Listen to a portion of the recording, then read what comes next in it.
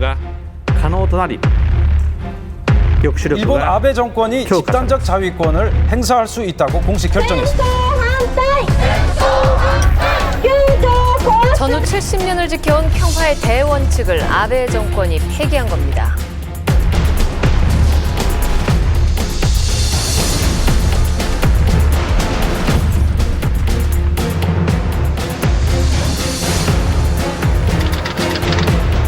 제국주의 침략 전쟁을 사상적으로 완성한 요시다 쇼인을 가장 존경하는 인물을 꼽고 이 사람의 정신을 계승해서 결심을 다지겠다고.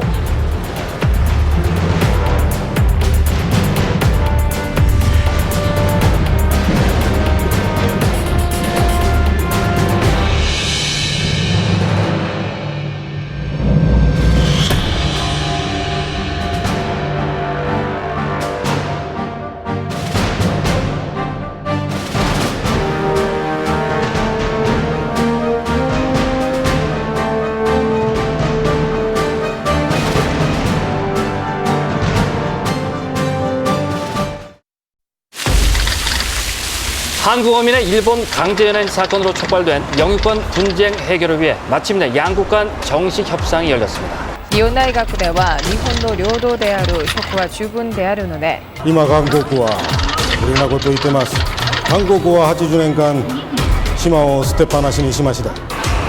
여당 측은 양국 간의 우호 관계를 무엇보다 최우선으로 고려하겠다는 입장을 밝혔습니다. 한일 관계는 장기적인 안목으로 봐야 돼요. 求人がない島で魚を釣ったのは日本の漁民でした。 혀 많아가지고 자꾸 분쟁을 일으키면 안 된다는 겁니다. 한국가島を諦めたと思います。 한일 간 1차 협상이 결렬된 가운데 우리 측 대응과 관련해 여야의 입장이 크게 나뉘며 논란이 되고 있습니다. 영토를 포기하는 국가란 있을 수가 없지요. 지난 1차 협상상에 모호한 점이 있다면 반드시 바로잡아야 할 문제입니다. 이 영유권 문제를 자꾸 크게 만들어가지고 국민 분열을 일으켜서는 안 돼요.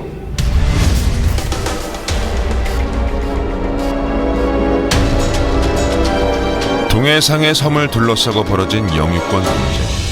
이것은 320년 전 조선과 일본 사이에서 일어난 실제 사건. 他国の井戸が占拠したのはその時から島を捨てたことではないですか?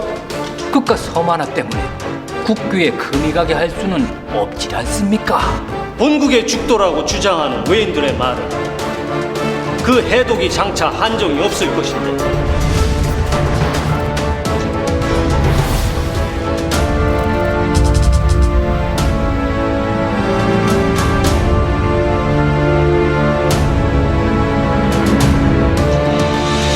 한일 영유권 분쟁의 대상은 바로 울릉도였다.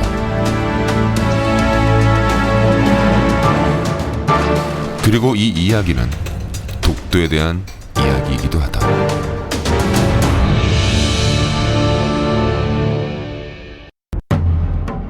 (1694년 9월) 삼척영장 장안상이 이끄는 배가 바닷길에 올랐다. 그들은 울릉도를 탐색하기 위해 파견된 수토사 일행이었다. 나리 울릉입니다요. 저 섬이 울릉도로구나. 며칠간 섬 곳곳을 세밀하게 살펴야 하니 다들 단단히 채비를 하도록 이르게. 예.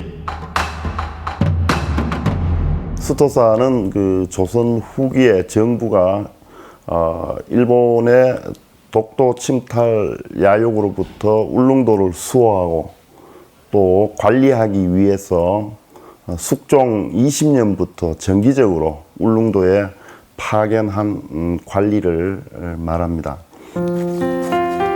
일대 수토사의 임무를 맡았던 삼척영장 장한상. 그가 보름간 울릉도를 수토하며 남긴 기록 울릉도 사적에는 성인봉 위에서 바라본 독도의 모습이 담겨있다. 장한상은 독도를 목축한 최초의 관리인 것이다. 그런데 숙종은 무엇 때문에 수토사를 파견했던 것일까? 수토제가 시작된 계기는 울릉도 쟁계로 말미암은 것입니다.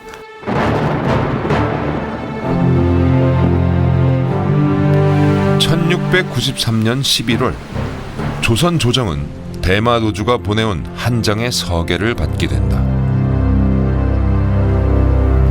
우리 백성이 죽도에 갔다가 외인들에게 잡혀갔다. 월경 재난이 어찌된 영문이요? 대마도주는 서계를 통해 일본 땅 죽도에 조선 어민들이 함부로 들어와 수차례 문제를 일으켰다고 주장했다. 조선の行らが毎年日本の竹島に勝手に入ってきました。何回も周囲を知ったのに変わらなかったため役人がそのうち下りを突っかってきただけです。 뭐라?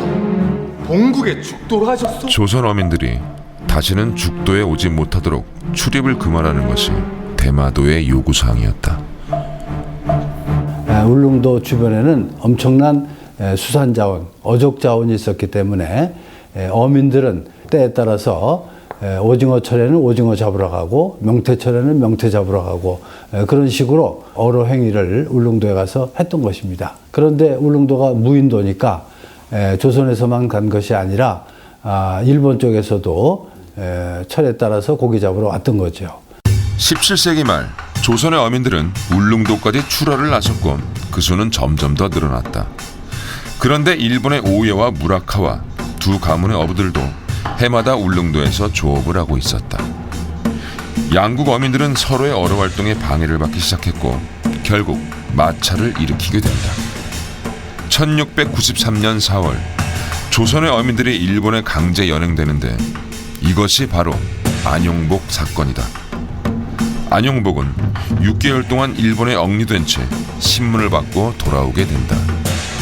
이 사건을 계기로 대마도 번주가 울릉도를 대마도 소속으로 침탈하려는 그런 야욕을 노골적으로 드러내게 되어 우리나라와 일본 사이에 소위 말하는 울릉도 쟁개가 이제 벌어지게 되었죠.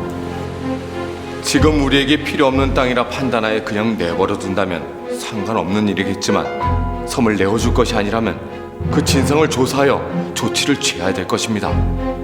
이것은 300년 동안 버려둔 땅이온데 이것으로 인하여 외국과의 교의가 깨진다면 그 또한 좋은 계책이 아닌 듯 하옵니다.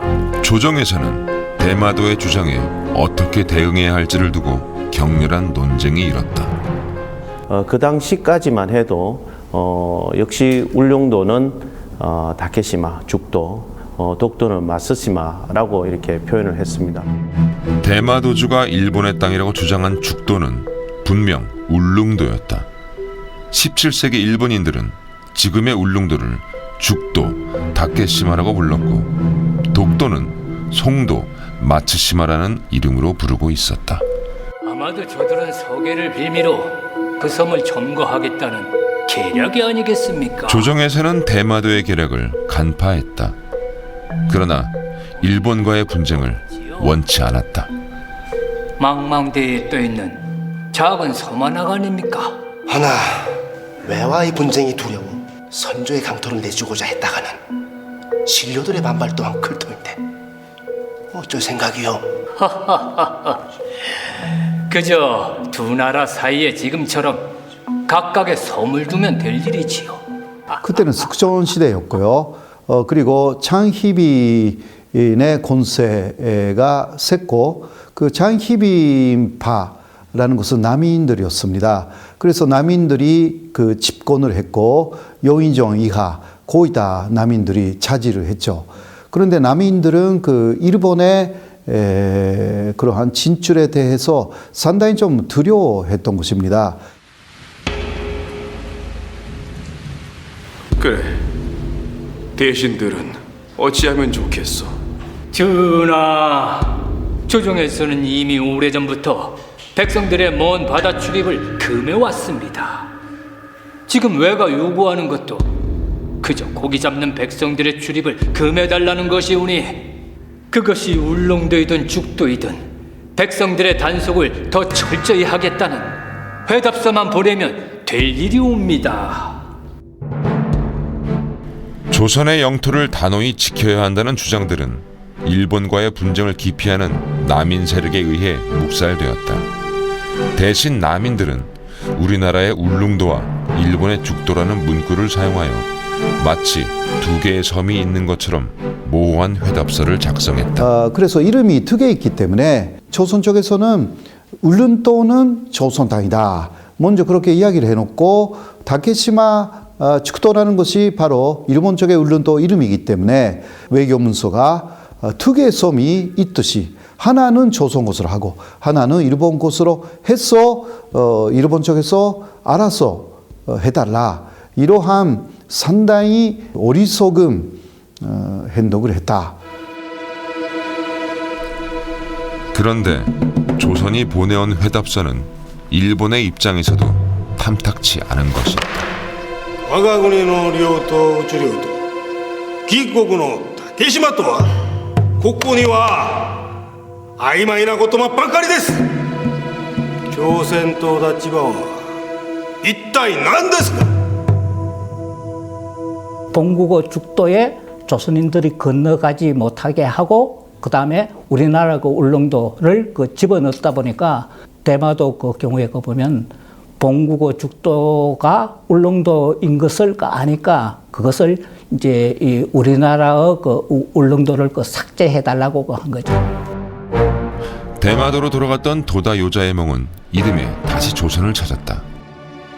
서계에서 울릉도란 이름을 삭제하기 위해서였다. 그런데 몇 달 사이 조선 조정의 분위기는 달라져 있었다. 장희빈을 사이에 두고서 소론 그리고 남인들의 대립이 있었던 것입니다. 그러나 숙종하고 장희빈의 관계 자체가 끝이 나가지고요. 장희빈을 등에 업고 집공한 남인 세력들이 한꺼번에 몰락하게 되었습니다.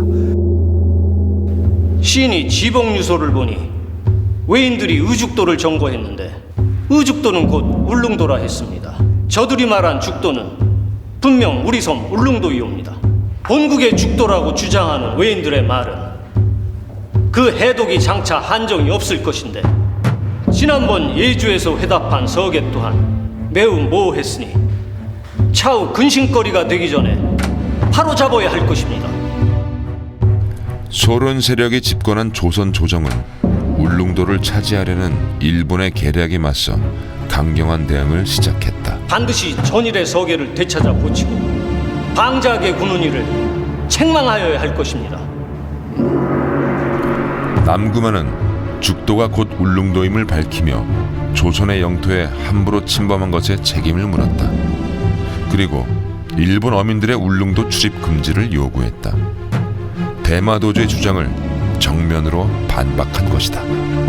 남구만을 비롯한 소론 세력들은 강력한 정책을 일본에게 벼르친 것이었습니다. 죽도 등 울릉도 등 같은 조선의 섬이기 때문에 앞으로 일본 사람들이 절대 우리 울릉도에 들어오면 안 된다. 이러한 강력한 외교 문서를 보냈습니다. 조선이 역사적 근거를 나열하며 단호하게 영유권을 주장하자 도다 요자의몽은 새로운 주장을 펼치기 시작했다. 조선은 80년간 울릉도를 버려두었지만 일본의 어민들은 어로 활동을 계속 해왔기 때문에 울릉도는 더 이상 조선의 땅이 아닌 일본의 죽도로 그 소유권이 바뀌었다는 것이다. 私がその本を読んでみたら和人が磯竹島を占拠したと書いてありました。他国の井戸が占拠したのにその時から島を捨てたことではないですか。 1695년 도다 요자의몽이 펼쳤던 이 주장은 지금까지도 일본이 사용하는 주요 논거가 되었다. 大谷仁吉という人はそれが朝鮮のウルンドであるということを、意識しないままそういう誰も住んでいない無人の資源の豊かな島があるというふうに思った。元和4年以来、70年80年間毎年交代で大谷家の船と村川家2つの家のが毎年交代で、ウルンドへ出かけていってそしてそこでアワビを取ったりしてたわけですけど。 그렇다면 진실은 무엇일까?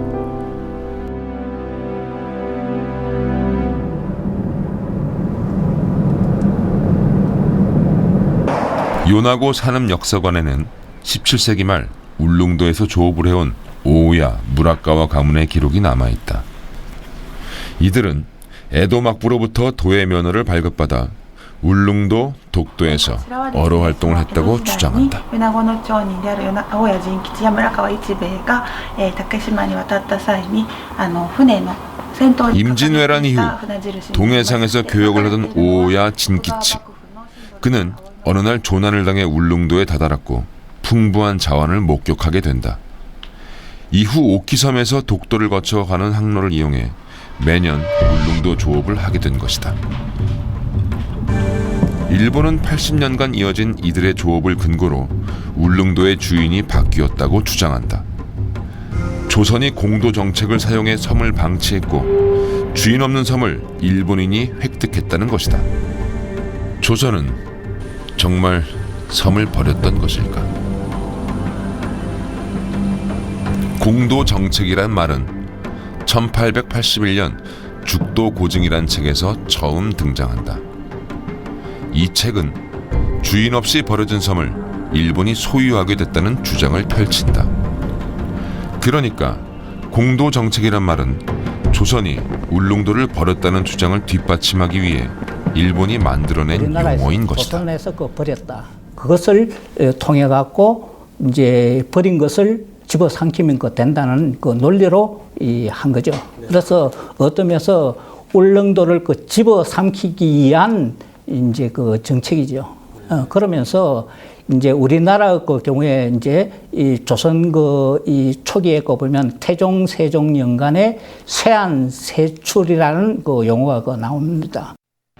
1416년 태종은 울릉도에 출몰하는 왜구 문제로 근심이 깊었다. 세안 정책의 배경은요, 그 고려 말부터 조선 초기 시기에 왜구가 아주 극성이었습니다.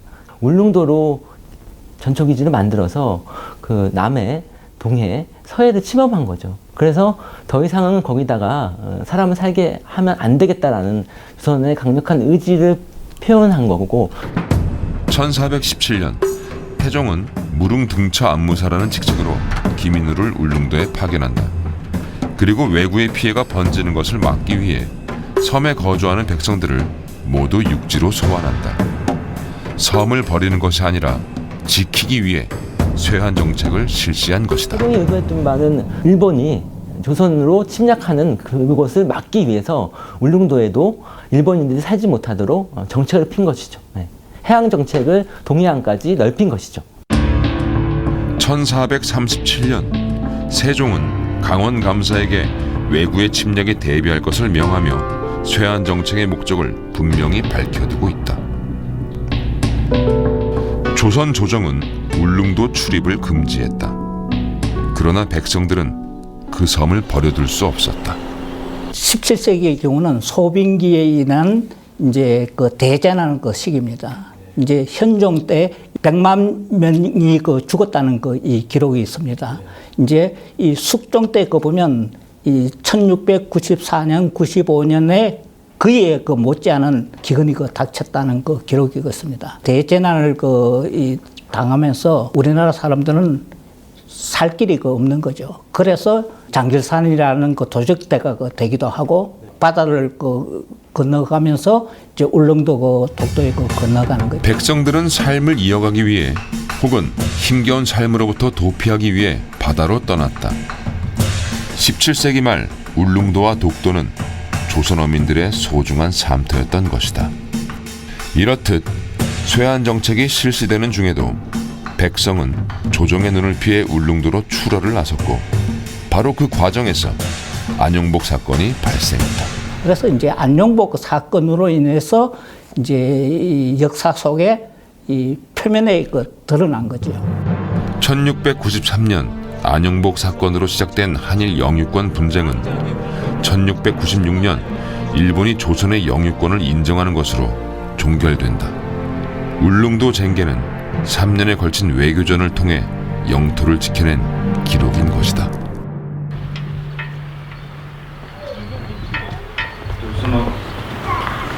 일본에는 죽도 일권이라는 이름으로 17세기 영유권 분쟁에 대한 내용이 상세히 기록되어 있다. 에도 막부는 분쟁을 마무리 지으며 일본 어민들의 울릉도 출입을 금지시켰는데 어용인 일기에는 당시 전국에 내려졌던 죽도 도의 금지령의 내용이 그대로 남아있다. 이로써 한일 양국은 울릉도 독도의 영유권이 조선에 있음을 명시한 외교 문서를 남기게 된 것이다. 그 이후에도 정부 그 자료라든지 혹은 메이지 정부 이 자료 그 경우에 울릉연간의 그 일을 다 그 거론을 합니다. 그렇다 보니까 울릉도와 이 독도가 우리나라 그 영토라고 하는 이 결정적 그 증거입니다.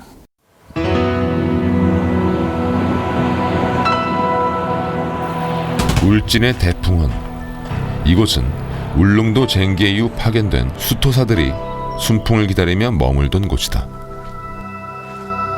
울릉도 수토는 이제 처음부터 2년 간격, 즉 3년마다 한 번씩 정기적으로 하는 것이 이제 정식이었습니다.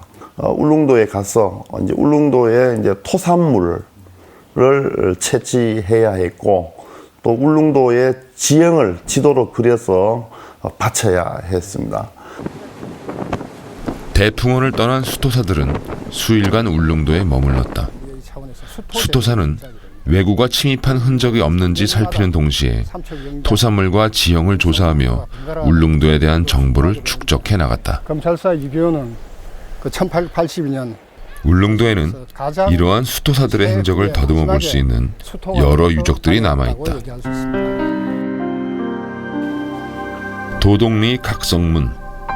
이것은 1711년 수토사 박석창이 새긴 것으로 수행원들의 직책과 이름 등을 통해 당시 수토의 규모와 내용을 짐작케 하는 중요한 기록이다.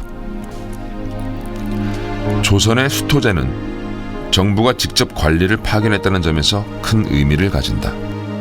영토에 대한 주권 행사의 증거가 되기 때문이다. 그렇다면 울릉도 쟁계 이후 정식으로 자리 잡은 수토 제도는 얼마나 오래 지속되었을까? 가까이 있는 시기에 찾을 수 있는 이제 울릉도 수토 관련 기록인데, 여기 보면 이제 영장, 울릉도 발행, 강제의 이렇게 기록되어 있습니다. 한길댁 일기. 최근 삼척 지방에서 발견된 이 민간 사료에는 수토가 행해진 날과 그 운용 방식에 대한 여러 기록이 남아있다. 이것은 조선 후기까지 이어진 수토제의 실상을 파악할 수 있는 중요한 자료가 된다. 지금까지는 뭐 18세기까지만 수토가 이루어지고 19세기에는 정치적인 어떤 혼란 때문에 수토가 이루어지지 못했다라고 일반적으로 이해해 왔습니다만, 그러나 최근에 자료를 보면은 우리 수토사 파견은 거의 1894년 공식적으로 수토제가 폐지될 때까지 이루어져 왔다라는 걸 우리가 확인할 수가 있습니다. 200년간 이어진 조선의 수토제도는 울릉도, 독도에 대한 영토 주권 의지의 반영이었다. 수토 정책, 한마디로 수색과 토벌입니다. 수색을 해서 외지인들, 특히나 일본인들이 살지 않도록 한 토벌 작전이었던 거죠. 그것은 국가가 행정적으로 그 영토를 관리하고 있다는 중요한 의미를 갖고 있습니다.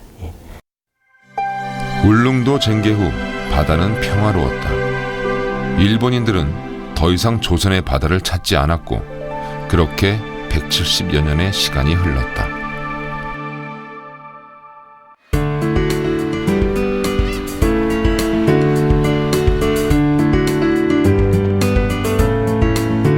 북서태평양 한가운데 위치한 오가사와라 제도. 일본 본토에서 1000km나 떨어져 있지만 1876년 일본의 영토로 편입되었다.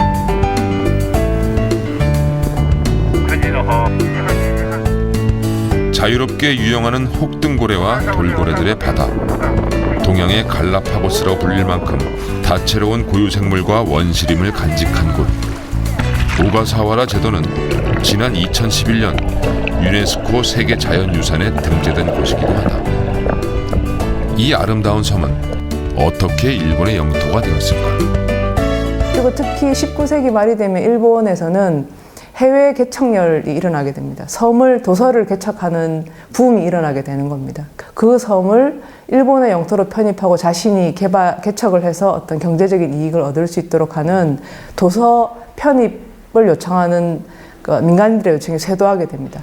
그러는 과정에서 이제 오가사와라부터 편입이 시작된 것이죠.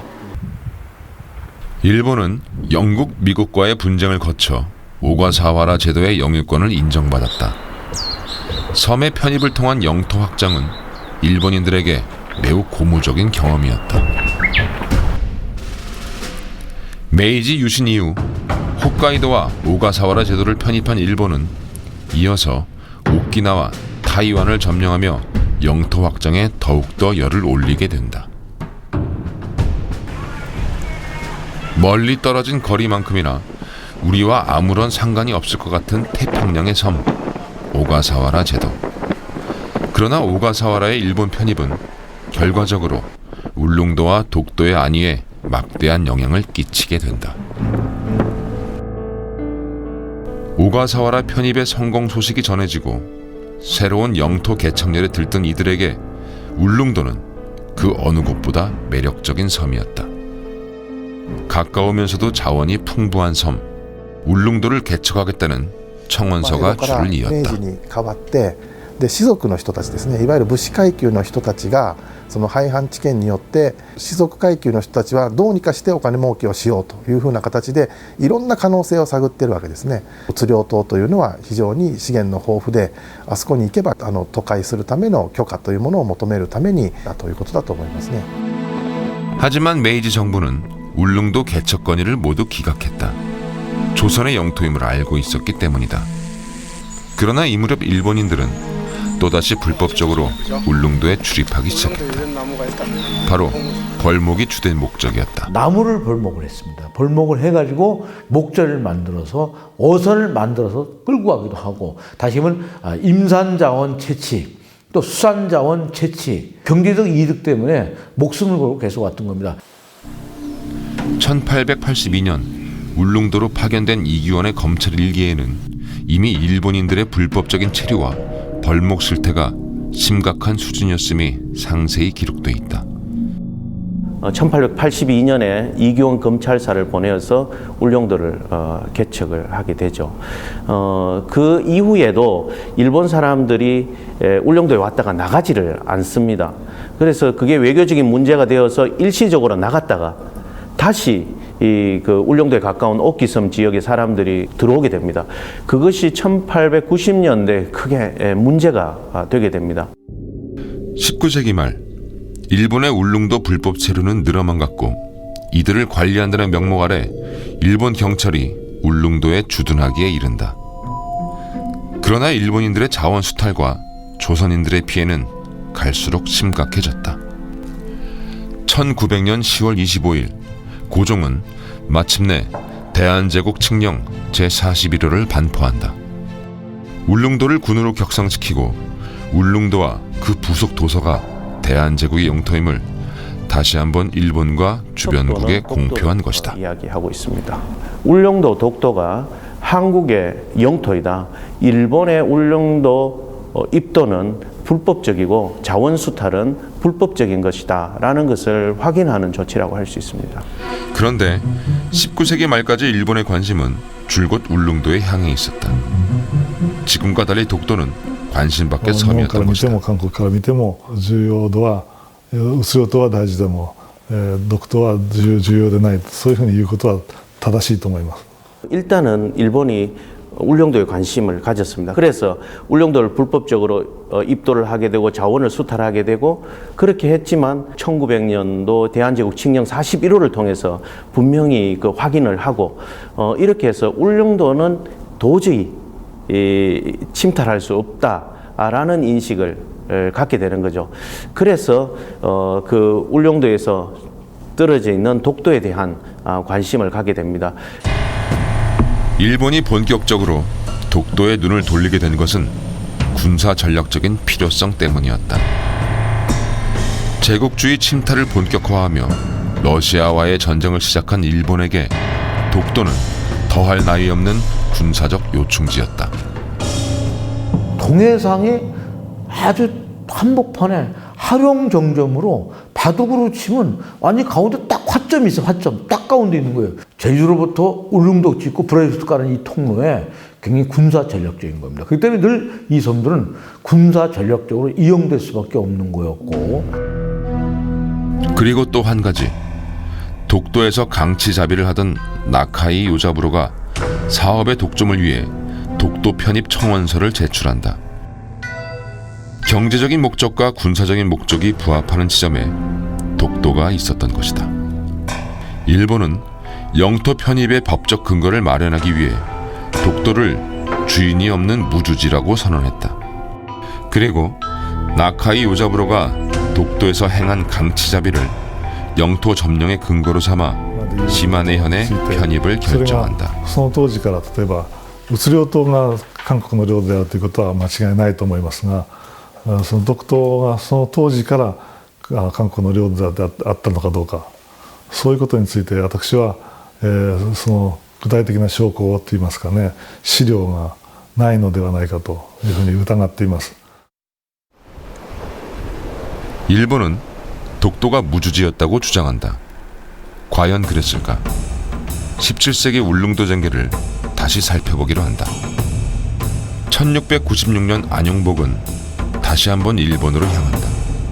이때 그는 조울양도 감세장이라는 깃발을 내걸었는데, 조울양도란 조선의 울릉도와 독도 두 섬을 뜻하는 것이었다. 1996년 그 경우에 안용복은 울릉도와 그 독도를 우리나라 땅으로 그 인식했다, 이렇게 그 할 수 있습니다. 그러면서 이제 일본 어부들을 그 쫓아갔고 일본에 그 건너가면서 그때 그 보면 그 조선 그 팔도 그 지도를 갖고 갑니다.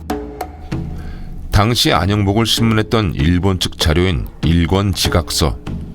이 문서에는 안영복 일행의 명단과 함께 조선 팔도를 표시한 문자 지도가 남아있다. 이 지도는 울릉도와 독도가 모두 강원도의 소속임을 분명하게 기록하고 있다.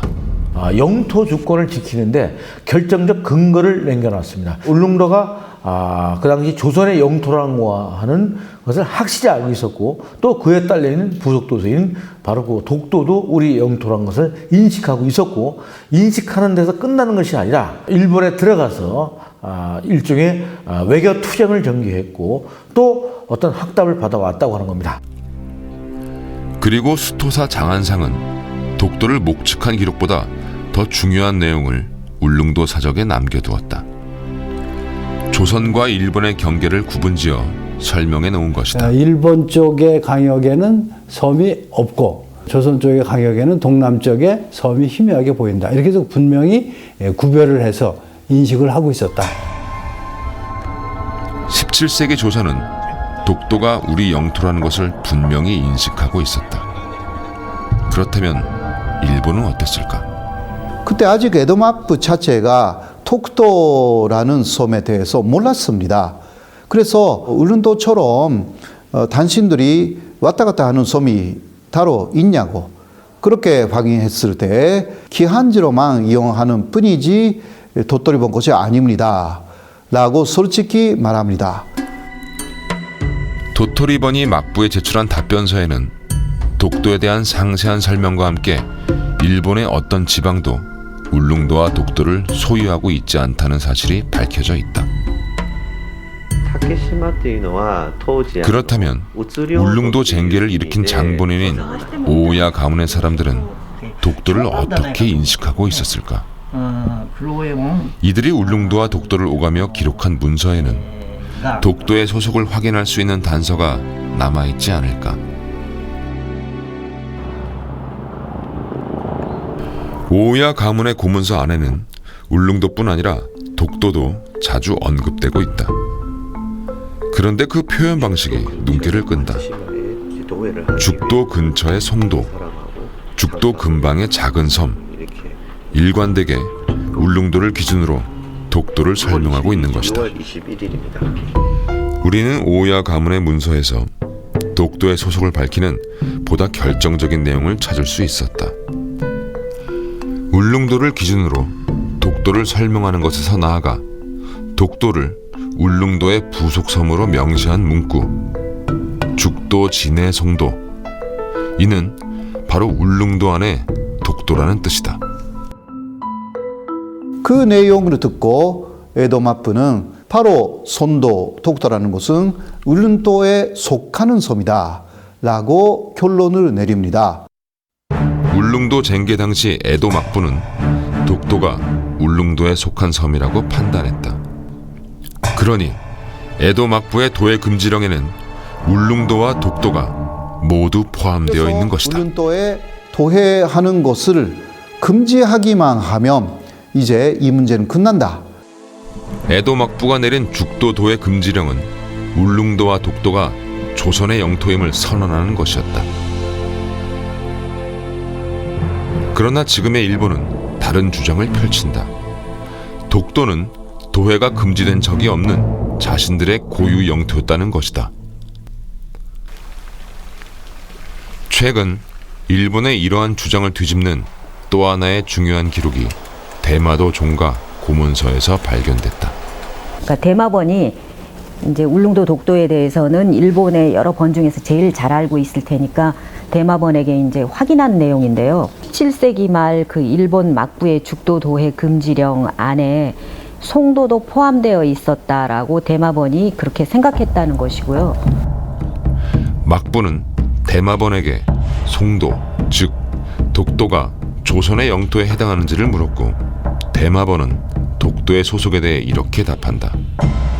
독도는 조선국 울릉도에 속한 섬이며 울릉도 쟁계 이후 도해가 금지되었다. 또 도해 금지령에 이제 송도도 포함되어 있었다는 것이고, 그것은 그 울릉도와 그 독도를 하나의 세트로 부속 도서로서 인식하고 있었다라고. 울릉도 쟁계의 결과는 19세기 말까지도 그 효력을 발휘했다. 1877년 태정관 지령, 시마네현이 울릉도와 독도에 대한 소속을 문의하자 당시 일본의 최고 권력기관인 태정관은 죽도의 일도는 일본의 영토가 아니라고 밝혔다. 영역이 아니므로 명심하라라는 이 구절이 최종적으로 나오기까지는 원록연간에 있었던 그 울릉도 쟁계의 결과, 거기에 대한 이 사료들을 분석해 보니까 벌써 이것은 이미 이 원록 시대에 조선과의 사이에 다 결착이 난 땅이고, 그때 벌써 일본의 땅이 아니라고 했다라는 그것을 가장 큰 근거로 결정을 내린 것이죠. 태정관 지령에 첨부된 또 다른 문서에는 죽도의 일도가 어디를 뜻하는 것인지 그 해답을 찾을 수 있다. 송도라는 이름과 섬에 대한 상세한 설명, 이것은 분명 독도에 대한 것이다.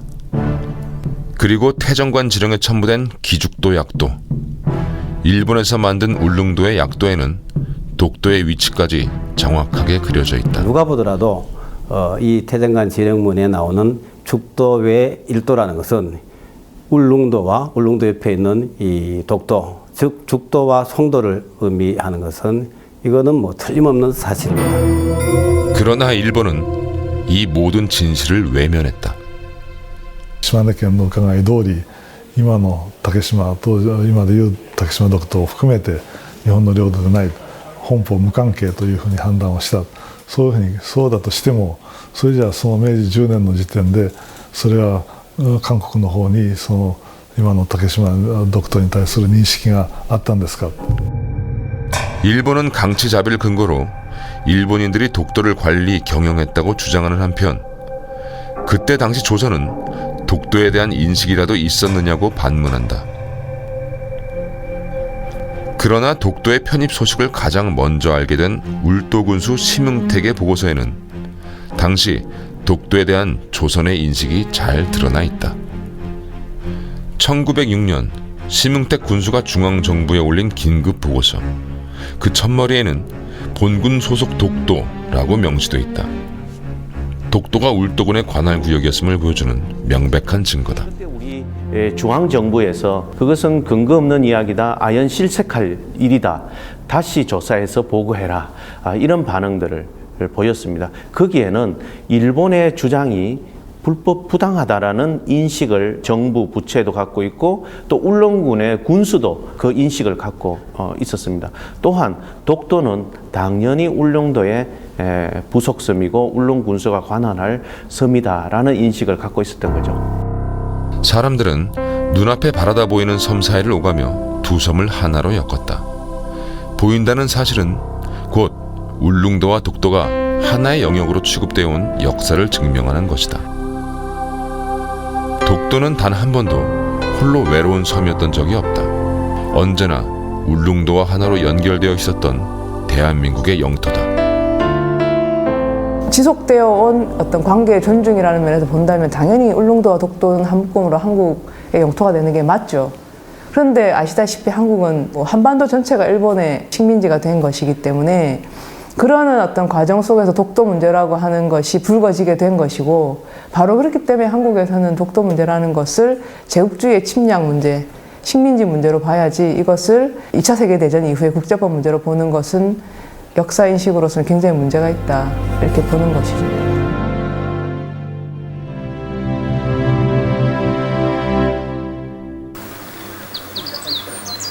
야마구치현 하기. 관광도시로 유명한 이곳은 옛 조슈번의 도읍지다. 그러나 일본 내에서 하기시는 옛 모습을 간직한 역사도시 그 이상의 의미를 지닌다. 메이지 유신의 태동지라고 새겨진 이 비석이 하기시의 진짜 의미를 보여주고 있다. 서양의 식민지로 전락하는 것을 막고 일본의 근대화를 이끈 메이지 유신이 바로 이곳 조슈번 하기시에서 시작됐다. 그리고 그 중심에는 하기시의 사상가 요시다 쇼인이 있었다. 막부 타동 운동에 앞장섰던 요시다 쇼인은 일본 제국주의 침략 사상에 기둥을 세운 인물로 일컬어진다.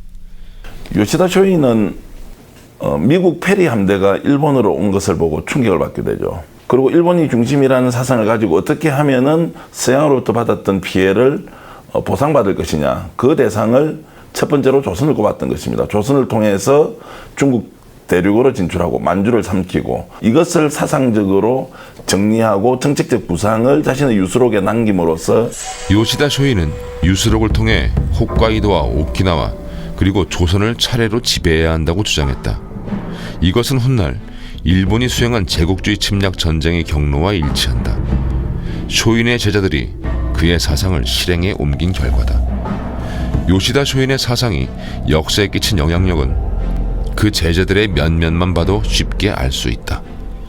자신의 이제 후학들인 대표적으로 이토 히로부미나 야마가타 아리토모 같은 사람들이 실제로 제국주의 전쟁 침략의 역사를 써내려가는 지침서로 바로 요시다 쇼인의 유수록을 활용했다. 그리고 쇼인이 제자들에게 강조한 또 한 가지, 일본이 아시아를 지배하기 위해 가장 먼저 해야 할 일.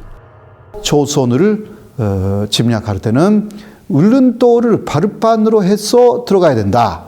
울릉도에서 군사훈련도 하고 그렇게 해서 들어가야 된다.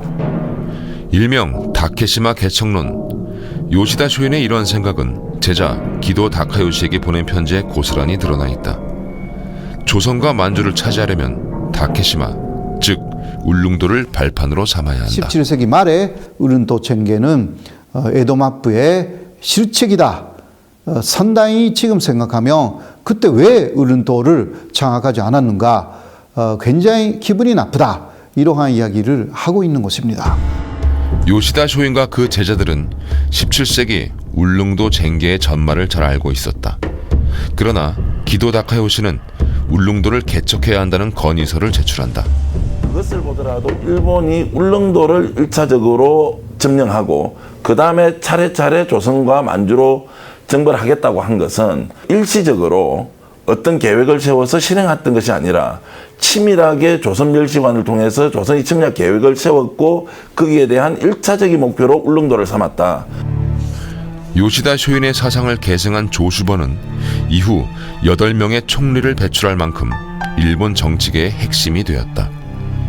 조슈본 사람들이고, 조슈본은 그 이후 45년까지 일본 육군을 장악했고, 현재로 말하면 아베 신조 일본 총리의 고향이기도 하고. 조시본의 정치 명문가 출신인 아베 총리는 군국주의 정치가였던 외조부 기시노부스케의 정치 자산을 물려받았고 그 사상적 뿌리는 요시다 쇼인으로 이어진다. 아베 총리 역시 가장 존경하는 인물로 요시다 쇼인을 꼽았다. 제국주의 침략 전쟁을 사상적으로 완성한 요시다 쇼인을 가장 존경하는 인물을 꼽고 이 사람의 정신을 계승해서 결심을 다지겠다고 그러면서 곧이어서 야스쿠니 신사 참배를 감행하는 것을 보면 과연 아베 신조 일본 총리의 본색이 뭐냐? 取り戻す日本を取り戻す皆様と共に総力で 침략 전쟁사와 평화 헌법을 부정하던 아베 정부는 지난 7월 집단 자유권의 행사를 결정했다. 아베가 되찾고자 하는 일본은 과연 어떤 모습일까? 최근 일본의 독도 도발은 더욱 노골적이며 체계적으로 진행되고 있다. 이것은 울릉도, 독도에 대한 야욕을 거침없이 드러내던 과거 일본의 모습을 떠올리게 한다. 국제법적으로도 독도가 자기 땅이 아니라고 잘 알고 있습니다, 일본은. 그러나 일본은 독도 도발을 일상화하고 있습니다. 목적이 있겠죠.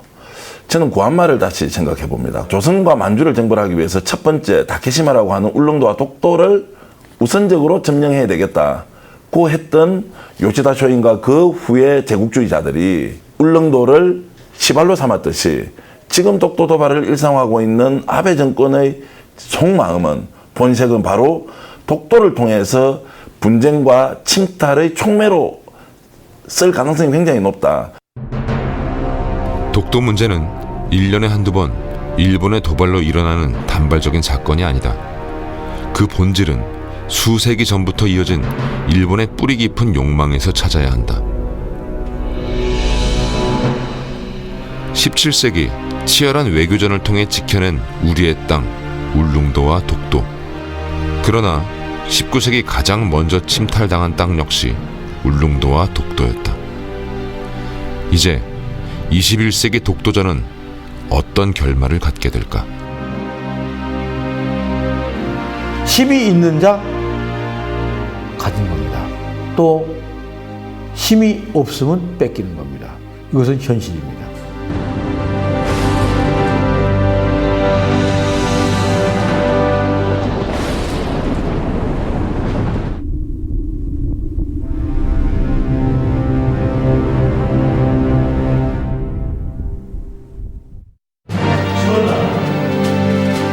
왜 아니겠습니까?